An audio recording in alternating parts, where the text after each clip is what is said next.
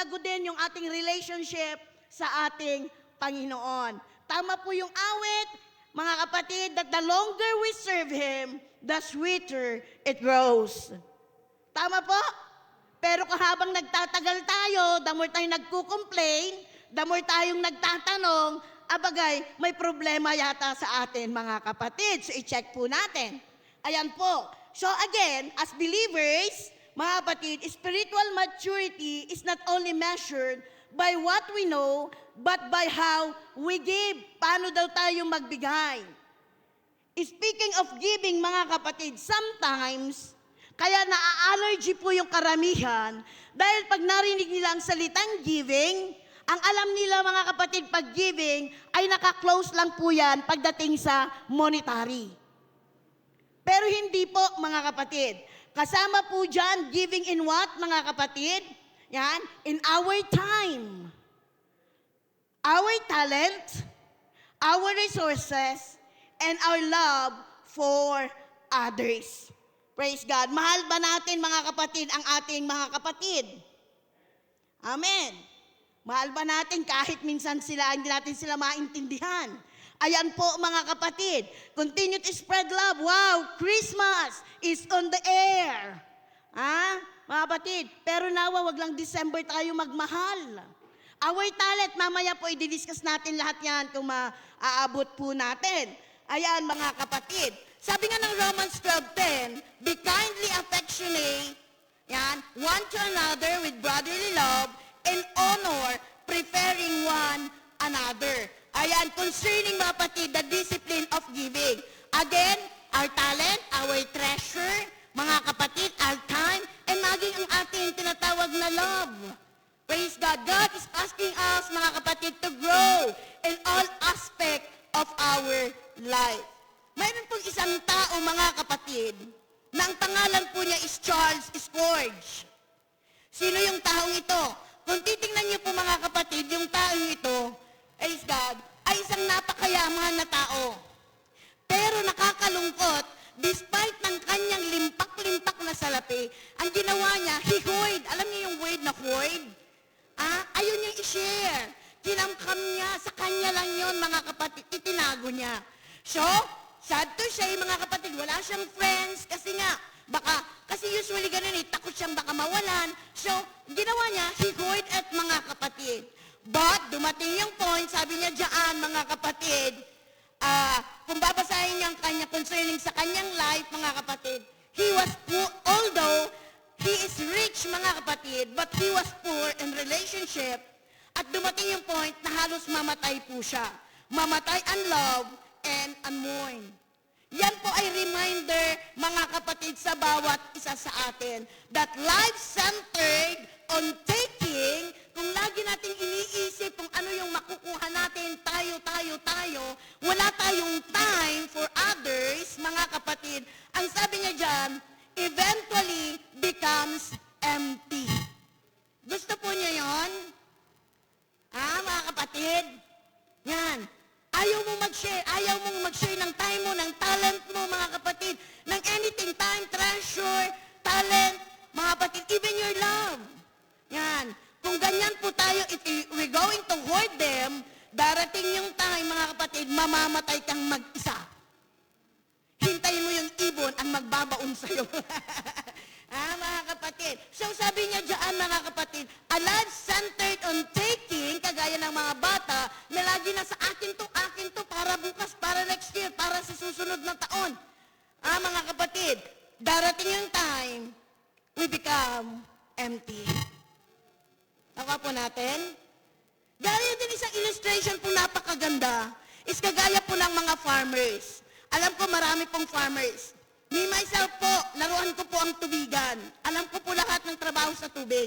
Tubigan, I mean. Yan. So, kung titignan natin yung mga farmers, mga kapatid, di ba? Praise God. Kung i-hoard ng isang magsasaka ang butil ng palay, sa amin kasi rice field po kami, wala na po, mag-i-end na po doon. Tama, mga kapatid? Yan. So, ang gagawin ng farmer, itatanim po niya yung seed, after ng anihan, ayan po mga kapatid, isi-separate nila yung maganda, hindi nila yun ibebenta. Nakita po ko yun sa father ko, akin yung pinakamagandang binhi kako, itinatago niya. Hindi ibenta, mas mahal dapat yon. Ang sabi niya, para yan sa bukas. Nakuha natin. So, itatanim nila yon mga kapatid. If they're going to hoard the seed, mga kapatid, nothing grows. Wala na pong lalago. Wala nang bigas pagdating ng araw. Sa bagay, sa ngayon, ayaw nyo na pong kumain ng bigas. Tama? Ha? Kanin. Saan po galing ang kanin? Bigas. Di ba? Ngayon, ayaw na kumain ng mga kanin ang tao. Tama po? Bigyan nyo na lang sila ng damo. Ayan, gusto nyo yan. But kidding aside, di ba? Napakagandang illustration, tama po yun eh. Kapag ang isang magsasaka, kainin lahat or ibenta lahat ang kanyang ani, bukas makalawa, wala na pong tinatawag na tutubo muli para sa susunod na kinabukasan. Tama po? It's the same sa ating paglilingkod sa ating Panginoon. Always remember, church, giving generously produces life and blessings. Sino pang naniniwala dyan? Amen. Giving generously produces life and blessing. Kung marunong tayong magbigay, mga kapatid, generously, time will come, mga kapatid, makikita natin, tayo rin po ang makikinabang. Palakpakan nga po natin ang ating Panginoon. Okay, let's proceed. Next. Ayan. Praise God. So, tingnan naman po natin. The divine foundation of giving. Saan po ba nagsimula ang salitang pagbibigay? Okay? The divine foundation of giving. Giving begins with God. Naniniwala po kayo? Giving begins with God. Alam natin, God does not give occasionally. Hindi kagaya natin. Ang sarap magbigayan pag Pasko. Tama po? Tama? Ayan, mga kapatid. Di ba kahit mabigat sa bulsa, kahit minsan magbibigay kaya ako, hindi. Wala na akong budget. Pero di ba, kahit 20-20, ilagay mo sa pag nakita mo yung mukha ng mabatang ang sasaya, kahit 20 pesos lang ang laman, pati ikaw parang nagbigay ka na rin ng 100. Tama po mga kapatid? Ayan. Pero ganyan tayo, nagbibigay po tayo ng gift kapag birthdays. Ano pang occasion? Saka lang tayo nagbibigay. Pasko, exchange gift. Ano pa po? Wedding day. Ayan. Praise God. Di ba, ang dali nating mag-release ng gift. Ganyan tao eh. Ang tao eh. Mayroong dahilan lagi kung bakit tayo nagbibigay ng gift. But, mga kapatid, tingnan natin ang Panginoon. Ang Panginoon, kahit hindi ka karapat-dapat, kahit matigas ulo mo, ang Diyos nagbibigay. Amen? Hallelujah. Kaya nga dapat tayong magsaya. Parang sa oras na ito, salamat sa buhay at kalakasan. Kahit pagbangon nyo nga, hindi nyo siya naalalang i-thank you Jesus eh. Pero ang Panginoon lagi nang iniisip niya po tayo. Kaya andito tayo ngayon, salamat sa regalong buhay, salamat sa regalong hininga, salamat sa regalong pag-asa ng Panginoon. Amen? Kaya kung titingnan natin, giving begins with God. God does not give occasionally. He is a giver by nature. Hindi niya hintayin na birthday ko, sa kanya ako bibigyan. Hindi niya hihintayin yung wedding day mo. Sinong ikakasal dyan? Bago siya magbibigay. Every day, every minute, mga kapatid. Kasi nature na katangian na ng Diyos na siya ang Diyos na mapagbigay. Grabe ang Panginoon eh. Minsan tayo, nagbibilang pa tayo kung anong binigay natin. Mayroon bang ganyan? Sorry Di ba? Pero ang Diyos, never na nag-calculate ang ating Panginoon. Amen? Okay, bago tayo magtagal dyan. Tingnan natin, John 3:16. Alam natin lahat. I-quote nga natin lahat. Huwag kang titingin sa screen. 1, 2, ready, go!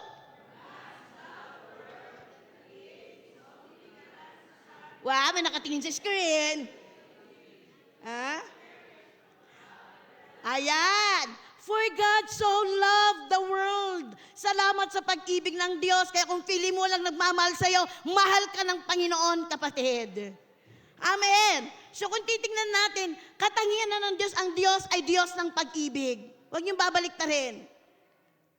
Hindi pag-ibig ang Diyos. Iayos natin, ang Diyos ay pag-ibig. Yan pa ang pinaka-nature ng ating Panginoon, mga kapatid. Yan. So that verse shows us that love expresses itself through giving.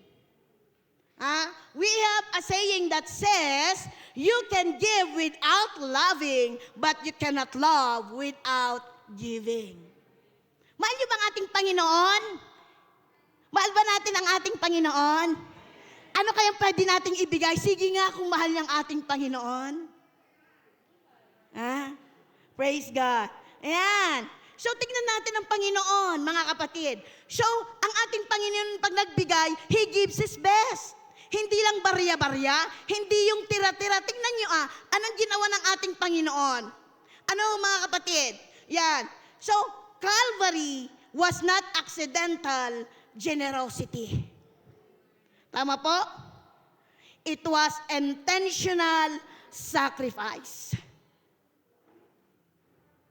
Sabi ng Bible, for the wages of sin is death. Kailangan kang mamatay. Tapos na, wala ka na, hindi ka na pwedeng mag-appeal, Brad.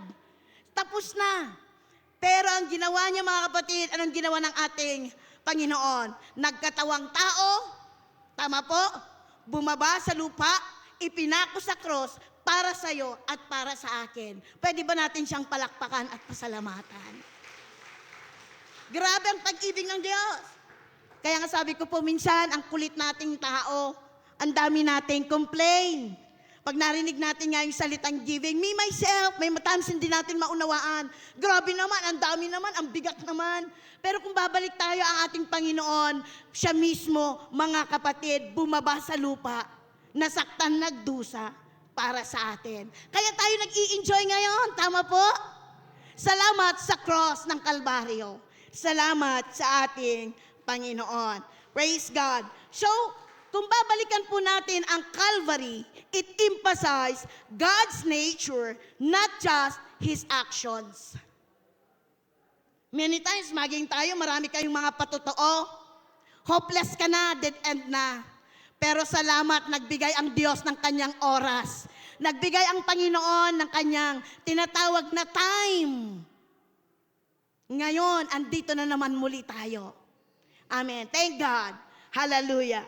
The discipline of giving. Okay, tingnan natin. Ano sabi ng Philippians 2:7? But God, He took the humble position of a slave and was born as a human being. Diyos po siya, pero mga kapatid, nagkatawang tao, hindi po siya tao, nagkatawang tao, mga kapatid, para nga po sa atin. Yan. Romans 8:32. He who did not spare His own Son. Sino ka ba para siya ay bumaba? Siya ay masaktan. Siya ay magdusa. We are just nothing, undeserved. Pero because He is a God full of love, mga kapatid, He always cares for us. Amen? Amen. Praise God. Hallelujah. Okay, so nakita natin, ang pinaka-foundation ng giving is ang ating Panginoon. Siya mismo, mga kapatid, nagsilbing example, mga kapatid, sa salitang giving. And look at us now, mga kapatid. Dahil may nagbigay, nagkaroon po tayo ng buhay. 3 dimensions. Bilisan po natin. 3 dimensions or area of giving. 3 dimensions of area of giving. Sabi ko nga po kanina, kasi pagdating sa word na giving, ang alam lang po natin is monetary. Hindi po. Ayan. The 3 areas or dimensions of giving. First, giving our time. Sabi natin time. Saan po natin ginugugol ang ating oras at panahon? Praise God. Ang sabi po, mga kapatid, sa Ephesians 5:16. Ang sabi po sa Ephesians 5:16, redeeming the time for the days are evil. Ayan. Giving our time. Praise God. Lahat po tayo busy. We have our own, mga kapatid, pinagkakabisihan sa life. Pero tandaan po natin, mga kapatid, sabi ng Bible, reminder to all of us, redeeming the time for the days are evil. So, gugulin natin, use it wisely. Psalms 90 verse 12. Mga kapatid, di ba ang sabi doon? Teach us to number our days. Praise God. Hallelujah. Sabi nga po nila, time is gold. Use it wisely. Amen? Bakit? What we give time reveals what we truly value or priority. Pinapagawa ko po yan minsan sa ating mga estudyante. Gumawa kayo, I think kahit si Ma'am Jubilee, gumawa kayo ng 1-week plan, itry niyong subukan sa loob ng isang linggo, saan niyo po ginagamit ang inyong oras sa loob ng isang linggo. Ano yung pinakamalaking porsyento? Sige po, assignment po niyo, next week ipas ninyo. I-chart po natin. May 2 session po tayo, kaya ikakat ko pong aking lesson. Yan. So, assignment po ng lahat. Gawa tayo ng chart, i-table po natin yung ating oras sa loob ng isang linggo.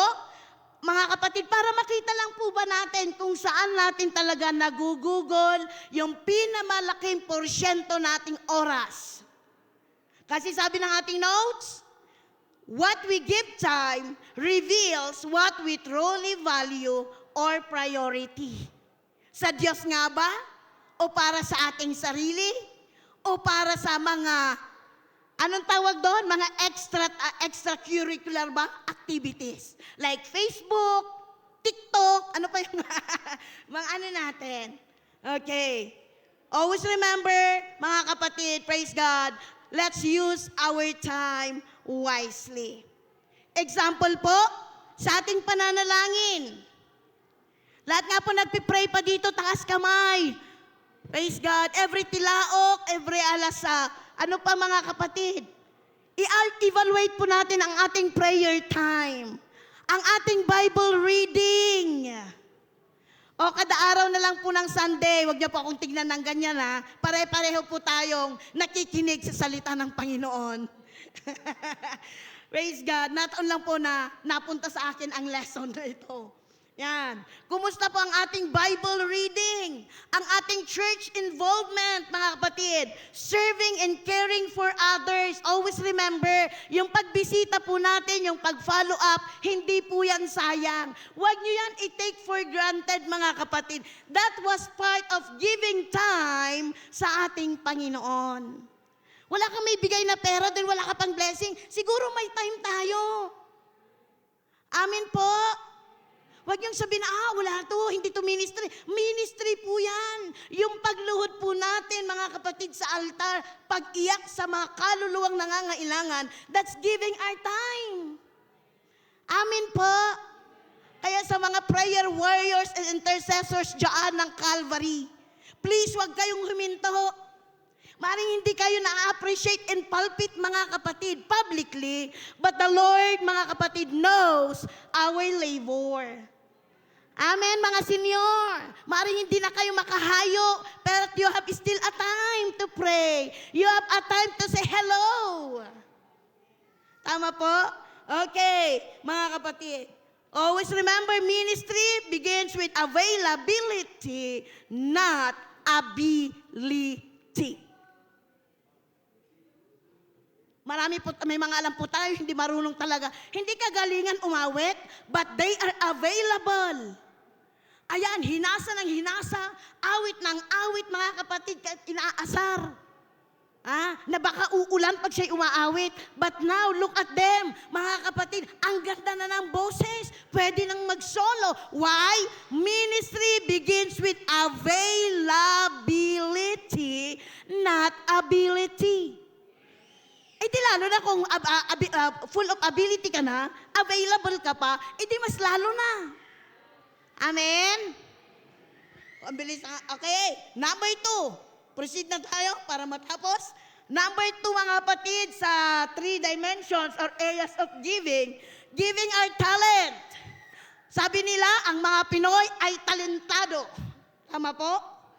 Nag-iingat po ako, baka magkamali ako ng pronunciation, ay pagsabi. Ha? Lalo na hindi pa ako Tagalog. Ha? So sabi po nila, ang Pinoy ay talentadong Pinoy. Tama po ba mga kapatid? Praise God. So lahat tayo may talent. Lalo na nang tinanggap natin ang ating Panginoon, mayroon na tayong talent. Remember that, hanapin lang po natin. Ha? Kaya kung marunong po kayong umawit, keep singing your song for the glory of God. If you have a gift on teaching, keep on teaching your lesson for God's glory and honor. Mga kapatid, may gift ka na to encourage, keep on encouraging the brethren. Hindi po tayo pare-pareho ng talent. Mga kapatid. Kaya don't compare your talent to other members of the church. Magkakaiba po tayo ng talent, lahat yan ay mahalaga sa ating Panginoon. James chapter 1 verse 17 says, every good gift is from above. Kaya wag mong sabihin na, dahil sa aking kasipagang mag-ensayo, kaya ang galing ko sa keyboard na to. Hindi po. Alam natin, lagi nating naririnig kung ano tayo ngayon, kanong meron tayo ngayon, it's all because of Him. Galing lahat sa Kanya yan. Siya ang unang nagbigay, kaya meron tayo sa ngayon. Amen? Praise God. So 1 Peter 14 says, we are the stewards of God's grace. Yan. Ingatan natin yan galing sa Diyos. Gamitin natin yan for God's glory. Maaaring pwede mong gamitin yan para sa iyong kabuhayan, but please don't disregard God. Binigyan ka ng kalakasan, mga tatay. Yan. Talent, kung paano gumawa ng building or anything, mga kapatid. Sa inyong trabaho, may mga specific tayong mga skills, mga kapatid. Okay lang po yan, gamitin natin yan para tayo magkaroon ng magandang buhay. But please don't forget or don't exclude God. Amen? Amen? Sa mga manunugtog po natin dyan, praise God. Pwede niyong gamitin yan, pero mag-ingat tayo sa ating tinutugtog. Mga mang-aawit at kung saan kayo tumutugtog. Amen? Huwag niyong kaliligtaan. Binigay sa atin ang gift na yan para gamitin natin sa kalwalhatian ng ating Panginoon. Talents, makinig po kayo mga kapatid. Talents are God-given tools for kingdom service. Ulitin ko. Talents are God-given tools for kingdom service. Talents unused in the kingdom are talent wasted. Kaya i-search nyo po ang ating buhay. Anong meron ka na pwede natin ibigay sa gawain ng Panginoon, sa lalong ikagaganda ng ating gawain, sa lalong ikalalago ng gawain ng ating Panginoon, lalong ikalululuhati ng ating Panginoon. Huwag po nating itago, mabubulok yan, masisira, aglati. Amen, church?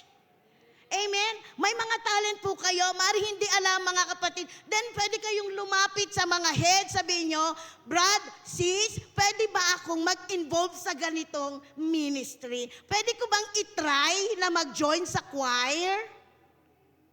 Amen po? Amen? Ulitin ko, talents unused in the kingdom, mga kapatid, are talent wasted. It will lose their purpose. Huwag nating sayangin. Masisira po iyan. Iayos natin. Parang mga nanay, may ang gagandang gamit pero nasa cabinet. Saka lang ilalabas kapag may mga bisita. Yung mga anak, but-but, tiplato da. Relate? Ganyan din pong ating talent. Hey, Pasko na, magbago na tayo mga kapatid. Amen. May isa pong bata dito, mga kapatid, ang taas ng boses, ang ganyan ng boses niya. Sabi ko, i-involve na yan. Isama nyo yan sa choir. Sayang. Train up that child, mga kapatid, in the way they should go. Amen, mga nanay? Huwag niyong sabihin na sa kana. Sayang ang talento niyan. Hindi po yan pang bisita, hindi lang pang, ano sabi niya? conference ang boses na yan. Praise God. Maraming naliligtas dahil sa ganda ng awit, maraming naliligtas na kaluluwa dahil po sa ganda ng pagtugtog, maraming naliligtas dahil sa galing niyong magturo. Nasaan ang mga teachers natin, mga singers, mga musicians natin? Bumangon po tayo, gumising po tayo. Let's use it for God's glory.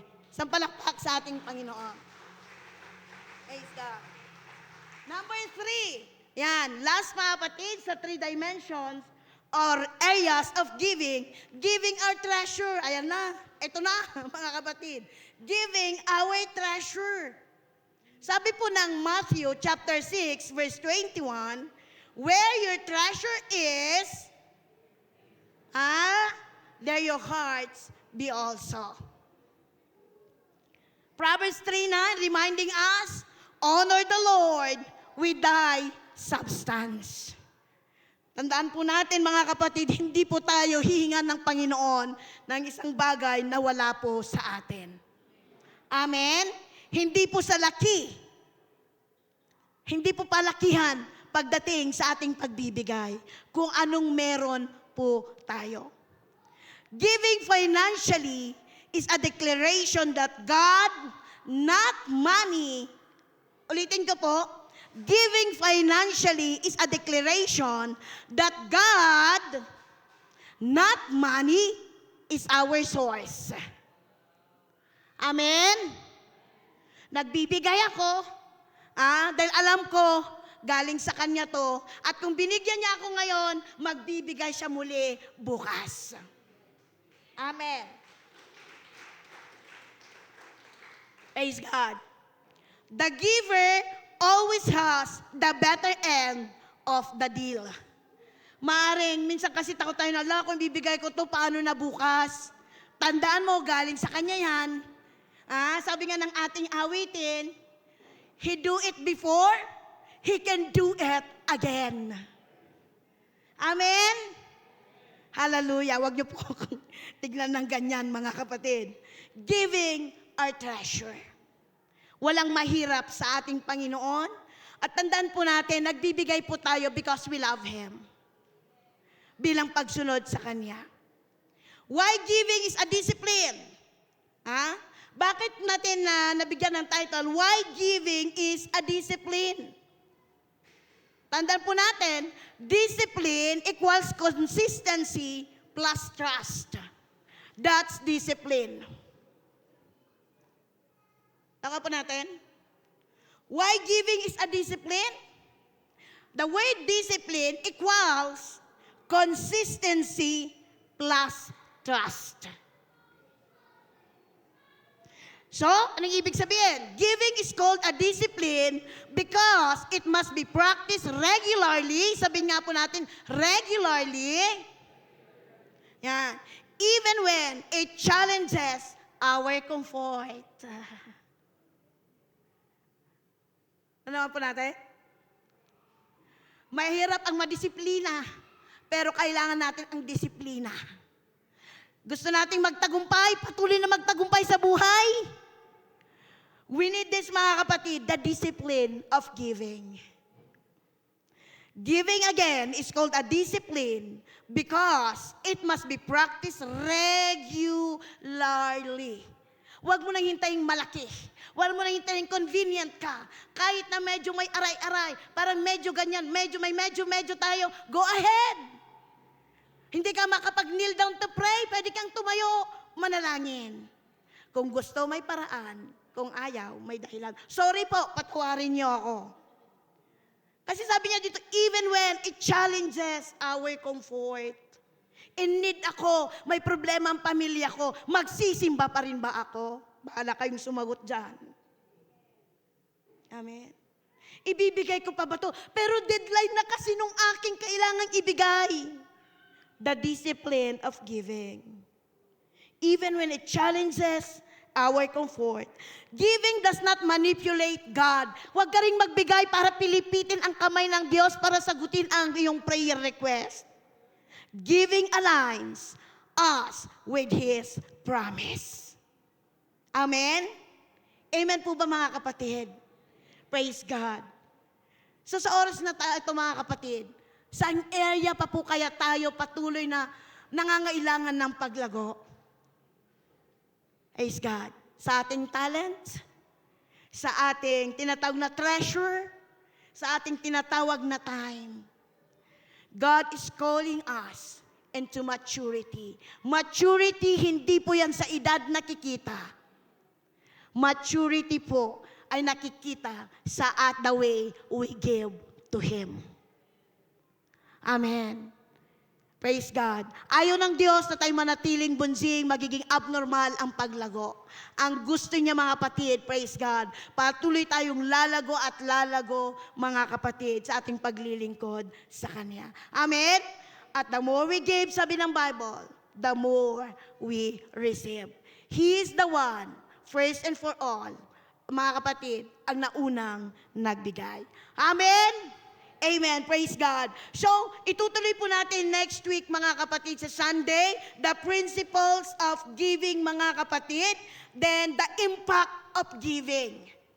Yan. The principles of giving and the impact of disciplined giving. Tumayo po tayong lahat, praise the Lord. Bakit di natin palakpakan, pasalamatan ng ating Panginoon? Sabi ko nga kanina mga kapatid, praise God, the fact na narito tayo ngayon sa oras na ito, mga kapatid, dahil may Diyos na nagbigay. Maaring hindi pinansyal ang ibinigay, pero yung ating hininga, yung ating buhay, yung ating lakas, mga kapatid, praise God. Ano naman ang ating gagawin? Sige nga mga kapatid, what can you give to God today? Before we can close our session this morning. Sige, I think you have a voice, mga kapatid. Praise God. Voice out. Voice it out, mga kapatid. Show to God what you can give.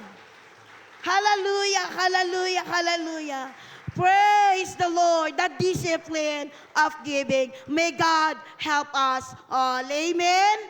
Amen, praise God. Dakilang Diyos, maraming salamat, Panginoon, sa oras at pagkakataon na natapos ang aming lesson sa oras na ito, Panginoon o God, salamat po. Patuloy mo kaming tinuturuan na magbigay, Panginoon o God, at higit sa lahat, ipinakita mo, Panginoon o God, pinadama mo sa amin na, o God, Jesus, na ikaw ang source, Panginoon o God, ng lahat. Kung kaya't kami po ay nagkakaroon ng pagkakataon na magbigay din para sa iyo at para sa iba, Panginoon. Patuloy mo kaming turuan, Panginoon o God, patuloy mo kaming palaguin sa aming paglilingkod sa iyo. Alam namin, O Diyos o God, hallelujah, sa likod ng aming magbibigay ng aming oras, ng aming talent, ng aming treasure, ng aming Panginoon, O God Jesus, O God, love and care for others. Andun, Panginoon, O God, na ibinabalik mo, Panginoon, O God, na 100-folds sa bawat isa sa amin upang kami lahat ay lalago, titibay, Panginoon, sa aming paglilingkod sa iyo. Ikaw nga pang patuloy na kumilos at manguna sa natitira pa naming session sa umagang ito sa aming pagpupuri sa iyo. Be glorified, be lifted up, and magnified, O God. You deserve all the glory, honor, and praise in Jesus' mighty name. Amen and amen. Praise the Lord. Thank you so much. God bless us all. Praise God. So pwede po kayo mag-CR. Pwede po tayo muna magpahingalay bago po ang ating divine service.